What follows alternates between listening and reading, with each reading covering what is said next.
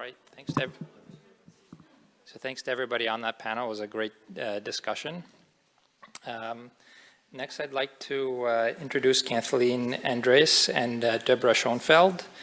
Kathleen is the clinical program lead for the sepsis program at the Hospital for Sick Children in Toronto, Ontario, where she also works clinically as a nurse practitioner in the Pediatric Intermediate Care Unit. Kathleen holds a Bachelor of Science in Nursing from the University of Western Ontario and a master's degree in nursing and pediatric NP specialty certification from U of T. She's currently pursuing her PhD in clinical epidemiology and healthcare research methods at U of T and is a trainee in the Sepsis Canada and LIFT programs through McMaster University. Kathleen's research interests and quality improvement efforts currently focus on early sepsis detection and prevention of deterioration in hospitalized children. And Deborah Schonfeld is the physician lead for the sepsis program at the Hospital for Sick Children in Toronto, where she also works as a full-time staff physician in the Division of Emergency Medicine. She completed her pediatric residency at New York University, followed by fellowship in pediatric EM at Boston Children's Hospital. She also holds a certificate in quality improvement and patient safety from U of T. She's chair of Sick Kids PEM Morbidity Mortality Committee, the PEDS Emerging Morbidity Mortality Committee, and is actively involved in many local quality and safety initiatives, including early detection and treatment of sepsis in emergency department. And they'll be talking to us today about recognition and management of sepsis in pediatrics. Thanks very much.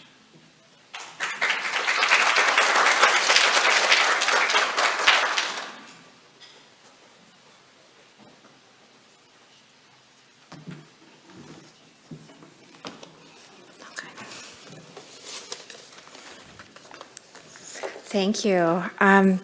Thanks so much to Sepsis Canada and to the organizers for today.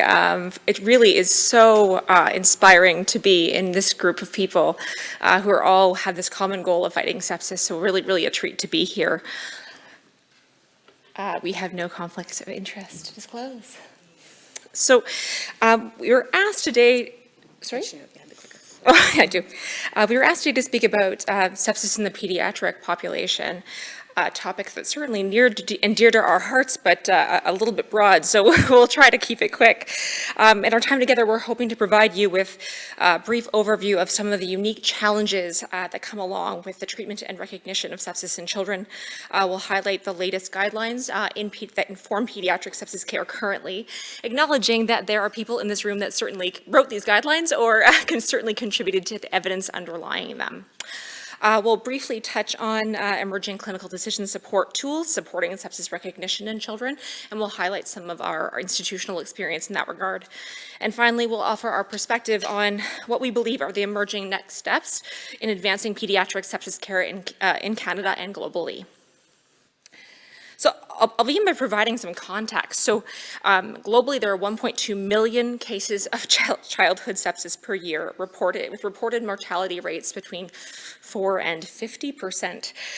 In high-income countries, 4% of children who are hospitalized and about 8% of children admitted to pediatric intensive care units have sepsis. And of those who survive the intensive care admission, between 23 and 50% have residual disability in their physical, cognitive, psychological, and or social functioning. So while childhood outcomes, of course, differ based on illness severity, risk factors, and geographic location, sepsis remains a leading cause of mortality, morbidity, and hospital healthcare utilization worldwide. So where are we? As I'm sure many, if not all of us in this room intimately appreciate, sepsis is a condition that is difficult to recognize and to manage and to study. Identifying sepsis is fraught with challenges at all age groups. However, certainly pediatrics, we have some unique challenges that we face. The first, and I believe the most crippling challenge, being our ongoing difficulties defining it. So in 2005, the International Pediatric Sepsis Consensus Conference published definitions and criteria for sepsis in children based on an understanding of adult sepsis, with some age and maturational modifications. Of course, in 2016, adult sepsis definition changed with sepsis 3 to describe sepsis in terms of organ dysfunction.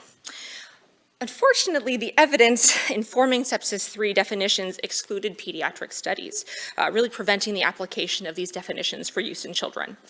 And while attempts have been made to validate sepsis 3 definitions for kids using an age-adjusted pediatric sequential organ failure assessment score, or PSOFA score, formal revisions to the 2005 definitions remain pending. So what are we working with currently? So in 2005, the 2005 consensus definitions describe sepsis as when a child meets 2 or more of the criteria for the systemic inflammatory response syndrome in the setting of suspected or confirmed infection. They describe severe sepsis and septic shock in terms of organ dysfunction using detailed criteria, many based on laboratory results or the critical care interventions required to support that organ dysfunction. Unfortunately, these definitions were fraught with challenges from their inception, having been established without data-driven criteria informed by an incomplete understanding of sepsis pathophysiology in children, and without a gold standard for validation. So there's really there's also been concern about the validity and utility of these definitions globally, as they didn't consider resource-limited settings. So these factors are not only an issue when making a clinical diagnosis of a sepsis in a child, but also identifying pediatric cases retrospectively for the purposes of research, quality improvement, and for the evaluation of sepsis clinical decision support tools. So in 2020, the new Pediatric Surviving Sepsis Campaign guidelines used the new term sepsis-associated organ dysfunction to describe severe infection leading to cardiovascular or non-cardiovascular organ dysfunction. However, no specific scheme for organ dysfunction was recommended. So currently in pediatrics, we have a lot of organ dysfunction scoring systems, including PIM3, PRISM-4, PLOD and the iterations thereof, and PSOFA, like I mentioned, and so on. So the absence of a clinically and operationally pragmatic gold standard for defining sepsis and sepsis-associated organ dysfunction leads to significant heterogeneity in the identification of sepsis cases.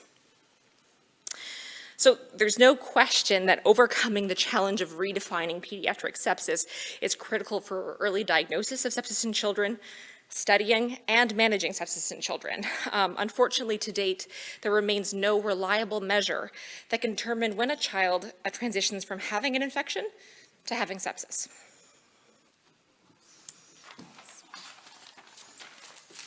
Okay, so we'll talk a little bit now about some of the just nuances of pediatric sepsis. So the lack of a widely accepted definition is really not the only problem with recognizing sepsis in pediatrics. So the signs of pediatrics, the signs of sepsis in pediatrics in general can be very difficult to gauge. So most children who may have some symptoms of sepsis, of course, do not actually have sepsis. And nowhere else is this more true probably than the emergency department, where somewhere between 15 and 20% of children actually present with fever and these signs of the systemic inflammatory response, who of course only actually have mild illness. So again, that makes it very difficult to pick out the one child with serious illness. And as Kathleen mentioned, while PSOFA scores will ultimately play a role in future definitions of sepsis, for the time being, evidence has shown that actually PSOFA scores cannot serve as an adequately sensitive tool to pick up sepsis in the emergency department. The other issue is that scores like PSOFA scores are often contingent on certain treatments being delivered and are largely based on laboratory results. Many times laboratory results are not available early on in ER courses for children. So these scores really don't solve the important issue of identifying and possibly even preventing critical illness before it occurs.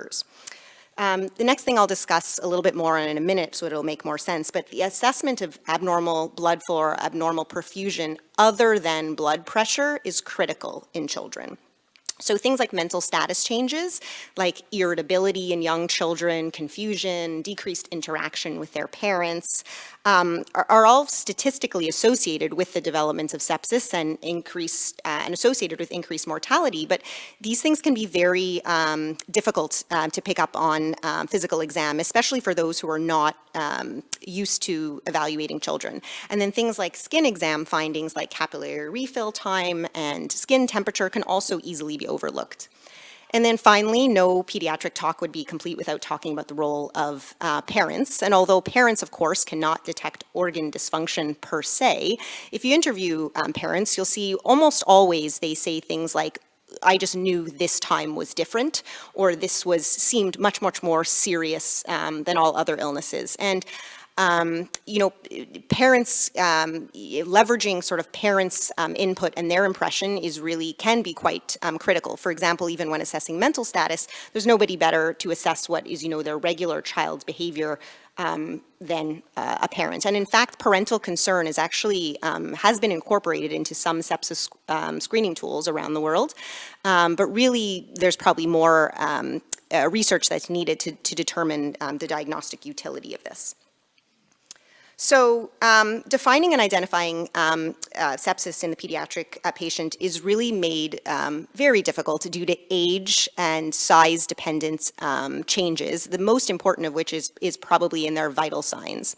So we know that tachycardia or increased heart rate is a very important marker of cardiovascular dysfunction and really is a part of almost every existing screening tool. However, identifying exactly what constitutes tachycardia can be challenging. So resources like the Pediatric Advanced Life Support guidelines, pediatric early warning scores, or really local guidelines are imperative to ensure that this is not overlooked. So the other thing I will mention is that vital sign, even if tachycardia is noticed, often it is mistakenly attributed to other things like fear, anxiety, crying, and you can see this sort of over and over again when providers sort of are asked to look at cases in retrospect and sort of ask, well, what did you make of the, this high heart rate? And often that happens. And then finally, I would say vital sign abnormalities in the youngest patients can be atypical or not really intuitive. So in babies, for example, they often present with low blood pressure, low temperature and low heart rates as opposed to tachycardia. So recognition of sepsis is also challenging due to the incredible capacity of children's physiology to compensate until shock is at a very advanced stage. And this is very different than their adult counterparts. So this is the equation for cardiac output, which is the heart rate by times stroke volume. But all of this to say that heart rate is a very, very important compensatory mechanism. And we've already sort of talked about how a high heart rate is usually a sign that something is wrong. But if you consider the average adult, let's say with a resting heart rate of 70 who is ill, this individual can double their heart rate to 140 as needed to maintain their cardiac output. A baby or toddler whose resting heart rate is closer to 140 really would have a very hard time maintaining a heart rate of 280 for any significant amount of time. There's just not enough time for their blood to fill, their heart to fill with blood in between sort of beats. So what this means is that as the illness goes on for longer and longer periods of time, it's unlikely that an increased heart rate alone is going to be able to sort of keep them afloat. So what happens in children in response to this falling cardiac output is they increase what's called their systemic vascular resistance. They constrict down on their blood vessels, and basically what this means is that this sort of saves their blood pressure or maintains their blood pressure for a very long period of time. So unlike adults, in pediatrics, this can result in a protracted state of compensated shock that, although is very detrimental, may not be clinically apparent. So the majority of adult patients present with what's called sometimes referred to, I should say, as a hyperdynamic shock syndrome. And basically what this looks like is an increased heart rate, a decreased vascular resistance, and a decreased blood pressure or hypotension. Often their cardiac output is normal or increased, and the mortality in the adult population is largely related to this vasomotor paralysis or an inability to maintain their blood pressure. The clinical picture in pediatrics is somewhat different a large part of the time. So first of all, hypovolemia is a large component of sepsis in children, which is why children frequently respond well to fluid resuscitation. And their hemodynamic response is really a lot of the time characterized by an increased heart rate, an increase in that systemic vascular resistance, as I mentioned, a blood pressure that stays normal until very late in the course. And again, this is why blood pressure cannot be used in children to gauge illness severity or as a endpoint or threshold for resuscitation.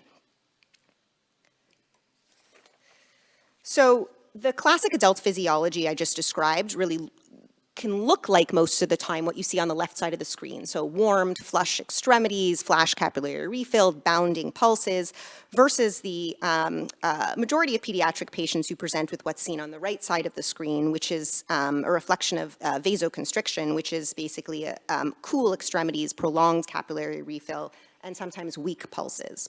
But in reality, the physiologic and hemodynamic response to severe infection in children can be either one of these, somewhere in the middle, a bit of a mixture of both of them. And this is what makes detection in kids very, very challenging. I should mention that the previously used classification of warm shock, so warm indicating a high cardiac output and low systemic vascular resistance, and cold shock, indicating a low cardiac output and a high systemic vascular resistance, is now outdated and not really used. And we know this because we know that actually clinical exam findings correlate very poorly with what's actually going on and as measured by advanced hemodynamic monitoring. So the take-home message is really that in pediatric sepsis, it can look like both of these pictures, but the clinical picture alone can't typically be used to guide specific management. So are there laboratory adjuncts that can help in this case? And a few people have sort of already talked a little bit about biomarkers. And the earliest biomarkers, which are CRP, procalcitonin, and lactate, are really the most studied. They're the most widely available, the cheapest, and most frequently used as adjuncts to clinical acumen. But as you can see here, none of these actually have sufficient or adequate performance to really perform as standalone diagnostic markers for sepsis. And they all perform a little bit differently in different contexts and different populations. So CRP and procalcitonin, for example, tend to work very well in neonatal population, and their performance is a little bit more heterogeneous in older children. Lactate, which most of you know is part of the operational definition of adult sepsis, cannot be used to rule out sepsis in children. And there is some promise that trends in lactate can help guide resuscitation, but certainly cannot be used alone. So again, all of these biomarkers need to be used in the correct clinical context along with other laboratory parameters to optimize their use. And probably multiple biomarker approaches or algorithmic approaches using a number of these will ultimately prove to be useful. So next we'll just touch on some evidence guiding pediatric sepsis best practice. So we know that early treatment of pediatric sepsis can substantially reduce morbidity and mortality rates in observational data, but the truth is high quality evidence for specific treatment regimens, specifically in children, remain pretty limited. So what is available out there? So the first set of guidelines here that I've highlighted is the ACCM guidelines, or the American College of Critical Care guidelines, and some of you may be familiar sort of with the following graphic. This graphic is from the ACCM guidelines, but is also reflected in the PALS, or the Pediatric Acute Life Support Guidelines, also in the pocket card that many providers will carry around sort of in their back pocket, and really represents a sort of stepwise time-based algorithm for the steps that should happen in the treatment of pediatric sepsis in the first minutes to hours of diagnosis. And these next guidelines that are highlighted are actually the Surviving Sepsis Campaign guidelines. And as everyone here knows, the Surviving Sepsis Campaign has been around for well over 20 years, but actually the very first pediatric guidelines were only published in 2020. So these guidelines are really sort of a pretty comprehensive set of evidence-based recommendations to guide providers caring for children with pediatric septic shock and sepsis-associated organ dysfunction. There are, just of relevance, there are 77 statements in this paper, but very, very worthwhile to note that of those, 52 were deemed weak recommendations with very low quality evidence. Only 6 had high quality evidence, and 9 others were best practice statements. So again, lots and lots of room for further research. And then finally, for those Canadians who are interested, a really easy sort of easy read off and a good for education is a practice point that was put out by the Canadian Pediatric Society, which has some guidelines on pediatric sepsis as well.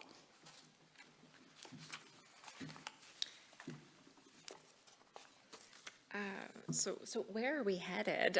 So we'll turn now from looking at our existing challenges to really focus on where we're headed in terms of advancing pediatric sepsis care. So recognizing the urgent need for new sepsis definitions for children that will be applicable across global settings and reflective of different environments from, the primary care office to the ICU. After the Sepsis 3 definitions came out, the Society of Critical Care Medicine organized Pediatric Sepsis Definitions Task Force. So the aim of the task force is to systematically evaluate the current pediatric sepsis definitions and develop revised data-driven definitions. And to date, they have completed a systematic review looking at the 2005 definitions. They've developed a conceptual framework for the critical factors that need to be considered as to best operationalize future pediatric sepsis definitions. And they also performed an international survey about current diagnostic practices, which were actually very interesting. I'm going to just fast forward those just because of time. So I'll take a minute just to highlight now some ongoing management controversies. So historically, rapid high-volume fluid resuscitation has been the cornerstone for pediatric sepsis care. Evidence for this approach, truthfully, is limited and based on historical studies, a pretty weak methodology. And furthermore, as has already been mentioned a few times this morning, there's actually increasing evidence that actually positive fluid overload can actually be harmful or detrimental to pediatric sepsis patients. So the surviving sepsis guidelines actually now support a more restrictive indications for fluid bolus therapy. The guidelines now suggest 10 to 20 milliliters per kilogram, up to 40 to 60 milliliters per kilogram over the first hour, but the ideal amount of fluid that should be administered is still up for debate. And as you heard Dr. Parker speak about this morning, hopefully her SQUEEZE study will offer some more insights into that question. The type of fluids that should be used is also sort of up for debate. The surviving sepsis guidelines published in 2020 are now advocate for balanced crystalloids over normal saline. However, this again was one of their very weak recommendations with low quality evidence.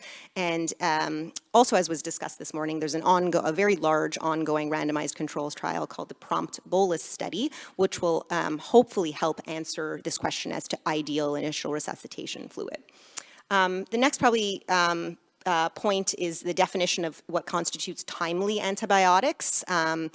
Is controversial in the sense that there's a need to balance antibiotic administration with antibiotic overuse and development of antibiotic resistance. And there's no really clear cutoff point after which time mortality from pediatric sepsis sharply increases. Rather, there's a notion that there's likely incremental harm as time goes on with a significant increase probably after about the 3-hour mark. And then finally, some ongoing controversies in terms of first-line agents for vasoactive support. Dopamine has largely fallen out of favor with evidence that epi and norepi are both preferred and safer choices, but there's very limited evidence for epinephrine over norepinephrine. So both are considered first-line agents.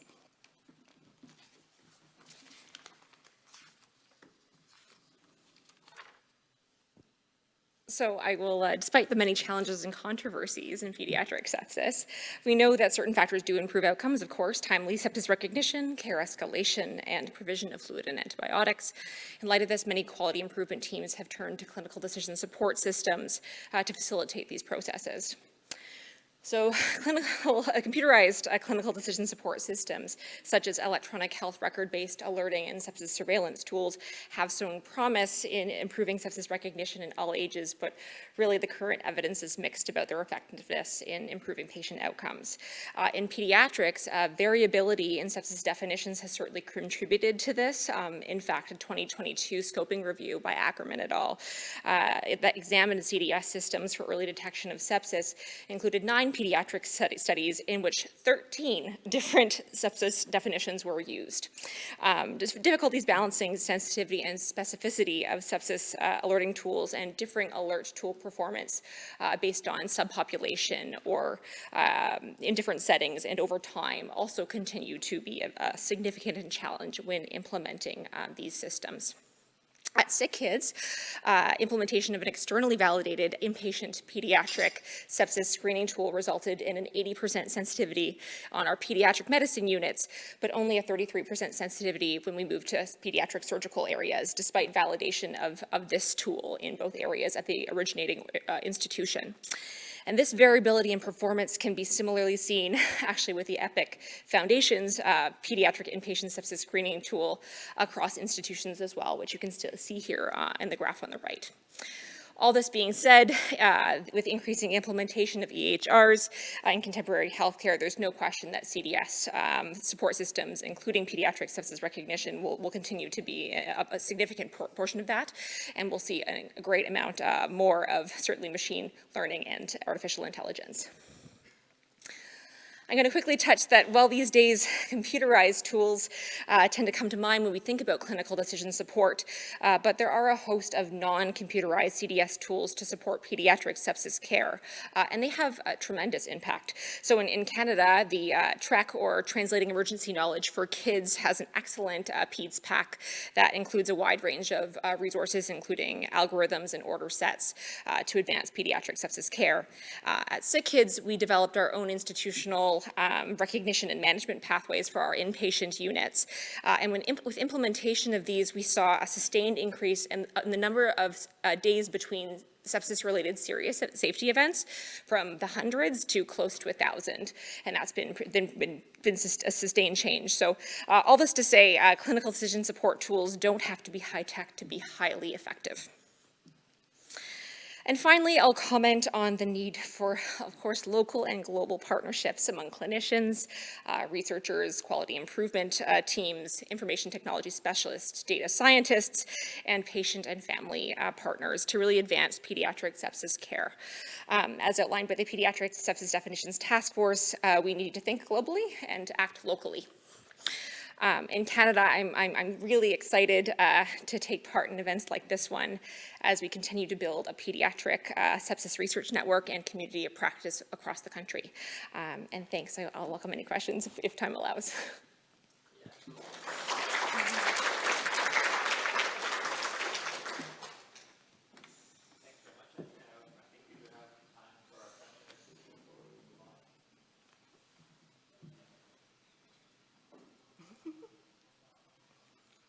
Fast-paced at a rapid rate, right?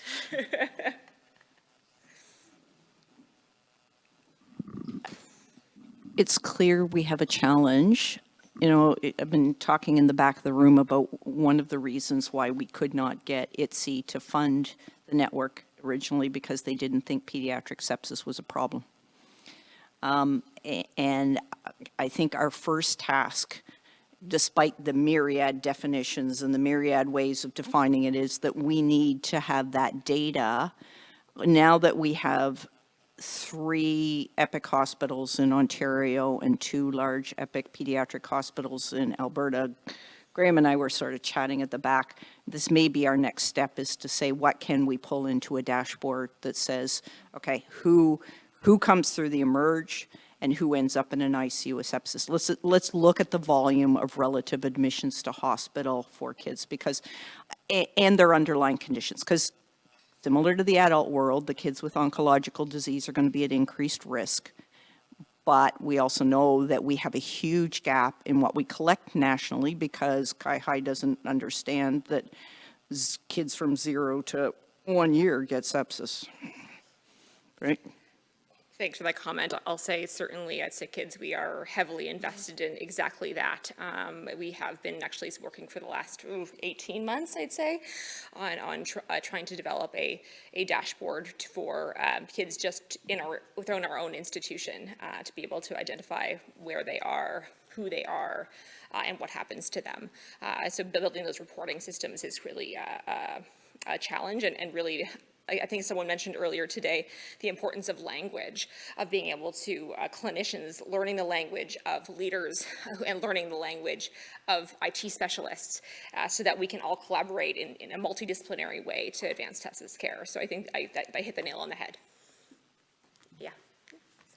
Yeah, so great talk. I'm highly interested in pediatric sepsis, and you touched upon a point that really ring a bell for me, which is the challenge of identifying sepsis in children. So do you guys have any suggestion on where to go next? Do you want to answer that one?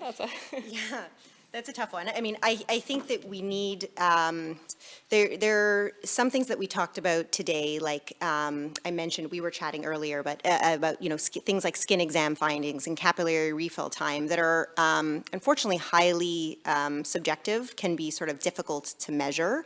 I think more objective data would always be helpful for sure. I think initially, the knee-jerk answer is always, find an adequate sort of screening tool, which would have the sensitivity and specificity to sort of pick up on these cases early on. But there are inherent challenges with those as well, which we have recently sort of been talking about. I'll just say at our institution, where we probably have access to more than the average hospital, we are now dealing with serious problems of alert fatigue with these alerts as well, and that's a very real problem for us as well. So I think there's sort of a delicate balance that we have yet to master, but are trying to find as well. I don't know if there's anything you wanted to add. Would be possible is to have something that is very sensitive to sepsis. It may not be specific, but you have that, and then that will take you down the path maybe to do more investigation. Then you don't have to check for the other children because your tool is very, very, very sensitive. You would be surprised though. So we actually have this even so in the emergency department. We have a screening tool, inpatient for that matter too, which is actually very sensitive. The problem is it goes off. What that means is it goes off many times a day, and it's actually really is not designed to be used. It's unfortunately sometimes used in the wrong way. So it is not designed to be used as a diagnostic tool to say this child has sepsis, order these bloods, deliver these antibiotics, because that would lead to a ton of unnecessary blood work and antibiotics, right? It's meant to say stop, consider this diagnosis in this child. It may not be the case, but really stop and think about it. But it's really tricky because even sort of what you're saying, like even the best tools that we have now, which are highly sensitive, would still lead to a ton of alert fatigue and potentially to over-investigation. I'll add on to that, just by giving you an example. In our pediatric medicine units, we have a great, actually, 80% sensitivity sounds pretty darn good, and actually our specificity is about 96%, but our positive predictive value is 2.5. So again, you're dealing with a lot of, clinicians, having to come together to form these sepsis huddles to say, bring them together, let's make sure this kid doesn't have sepsis. And while we can say that's really important, we want to prevent kids from dying, we're also dealing with a finite resource of attention of clinicians and, having people respond to them and actually appreciate them, and not fail to click through them and have them be ignored, have them really be effective clinically. So certainly a challenge I know lots of our adult counterparts are also struggling with across the board. Thanks very much.